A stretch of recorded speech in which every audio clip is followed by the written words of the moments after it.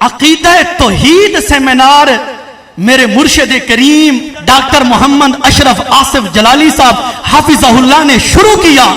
لیپ top کے ساتھ میں جلالی صاحب کے وہ بیانات عقیدہ توحید سیمینار سنتا تھا اور پنسل پر دستے پر وہ دلیل لکھ لیتا.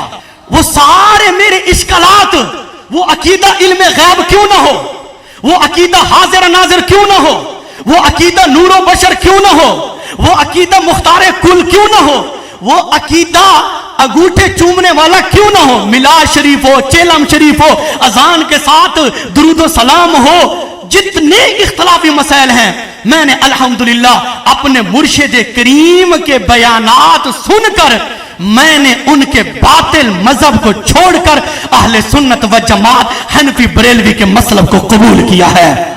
اب میں اظہار خیال کے لیے اس شخصیت کو دعوت دے رہا ہوں. کافی عرصہ انہوں نے عقیدہ اہل سنت سے دوری میں گزارا، بد مذہبوں کے ساتھ بد عقیدگی میں گزارا.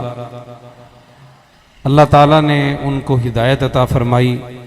مفکر اسلام کنز العلماء حضرت علامہ مولانا ڈاکٹر محمد اشرف آصف جلالی صاحب قبلہ قائد محترم کے خطابات سنتے رہے، آپ کے دلائل سنتے رہے، اور آہستہ آہستہ ان کے قلب میں ایمان کا نور داخل ہو گیا.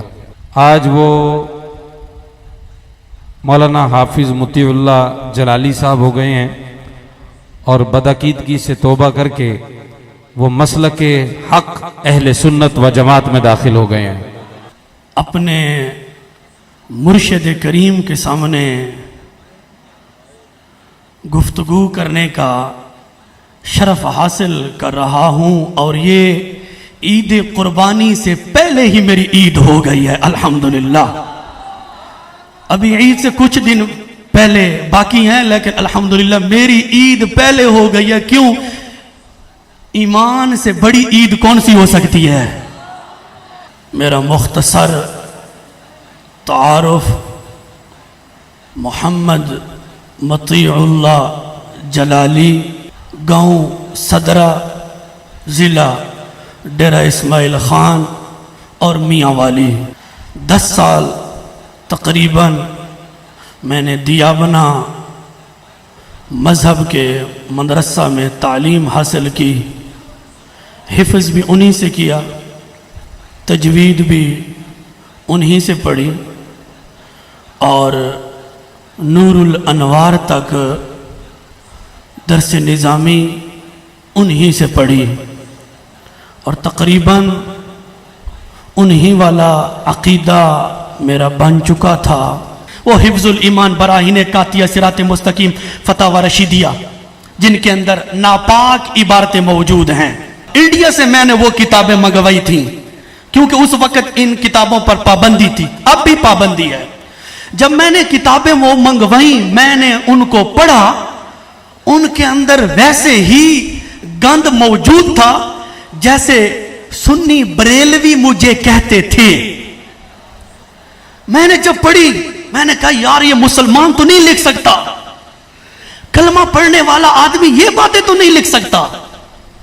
جب تحقیق ہوئی کہ ان کے حکیم الامت اگرچہ بیمار تھا، یہ اپنی طرف سے میں کہہ رہا ہوں، ان کے کتب الارشاد، ان کے امام ربانی یہ غلطیاں کر بیٹھے ہیں، تو میں ان مولویوں کے پاس چلا گیا یار یہ کیوں لکھی ہوئی ہے. تو وہ اپنے مولویوں کو بچانے کی خاطر باطل تعویلات کرتے رہے. باطل تعویلات، وہ تعویل جس کی ہوتی بھی نہ ہو تو اس کی کیا تعویل ہوگی؟ اہل علم حضرات موجود ہیں، میں تو ایک طالب علم سا آدمی ہوں. بہرکیف وہ مجھے مطمئن نہیں کر سکے. متعدد ان کے مفتی، ان کے علامہ، ان کے فہامہ، ان کے شیخ الحدیث کہ وہ اپنے وٹیروں کو بچانے کی خاطر باطل تعویلات کرتے تھے. اور آپ یاد رکھو کہ شان رسالت صلی اللہ علیہ وسلم کے بارے ایسی بات کر کے پھر تعویل کرنا، میں تو کہتا ہوں کہ یہ کفر پر ڈبل کفر ہے. بہرکہ وہ مجھے مطمئن نہ کر سکے. میں جامعہ مدنیہ ضلع ڈیرہ اسماعیل خان اس مدرسے میں زیر تعلیم تھا. پھر جامعہ معارف التجوید ضلع ڈیرہ اسماعیل خان شہر، پھر ادھر سے میں چلا گیا جامعہ قادریہ ضلع بکھر۔ آپ حیران ہوں گے کہ جامعہ قادریہ ان کا مدرسہ، آپ حیران نہ ہو، وہ پیران پیر شیخ عبد القادر جیلانی رضی اللہ تعالی عنہ کے اتنے وفادار نہیں ہیں کہ اپنے مدرسے کا نام جامعہ قادریہ رکھیں، انہوں نے قادریہ نام رکھا ہے عبد القادر رائے پوری کے نام سے، تو آپ پریشان نہ ہو۔ اس کے مدرسے میں پڑھتا رہا، پھر ادھر سے میں چلا گیا۔ اب مطمئن کرنے والا کوئی نہیں تھا، کوئی مطمئن نہیں کر سکتا تھا، لیکن جب عقیدہ توحید سیمینار میرے مرشد کریم مفکر اسلام کنز العلماء قلندر لاہوری مفتی اعظم قاطع شرک و بدعت ڈاکٹر محمد اشرف آصف جلالی صاحب حافظہ اللہ نے شروع کیا، میں ساتھ ساتھ لیپ ٹاپ لے لیا۔ لیپ ٹاپ کے ساتھ میں جلالی صاحب کے وہ بیانات عقیدہ توحید سیمینار سنتا تھا، اور پنسل پر دستے پر وہ دلیل لکھ لیتا، حوالہ لکھ لیتا۔ تمام حوالہ جات کو میں نے لکھا۔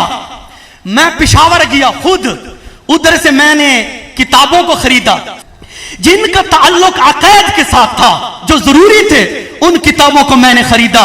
میں گھر لایا، دیکھا، وہی پڑھا جو میرے مرشد کریم نے بیان کیا تھا۔ وہ سارے میرے اشکالات، وہ عقیدہ علم غیب کیوں نہ ہو، وہ عقیدہ حاضر ناظر کیوں نہ ہو، وہ عقیدہ نور و بشر کیوں نہ ہو، وہ عقیدہ مختار کل کیوں نہ ہو، وہ عقیدہ انگوٹھے چومنے والا کیوں نہ ہو، میلاد شریف ہو، چیلم شریف ہو، اذان کے ساتھ درود و سلام ہو، جتنے اختلافی مسائل ہیں، میں نے الحمدللہ اپنے مرشد کریم کے بیانات سن کر میں نے ان کے باطل مذہب کو چھوڑ کر اہل سنت و جماعت حنفی بریلوی کے مسلک کو قبول کیا ہے۔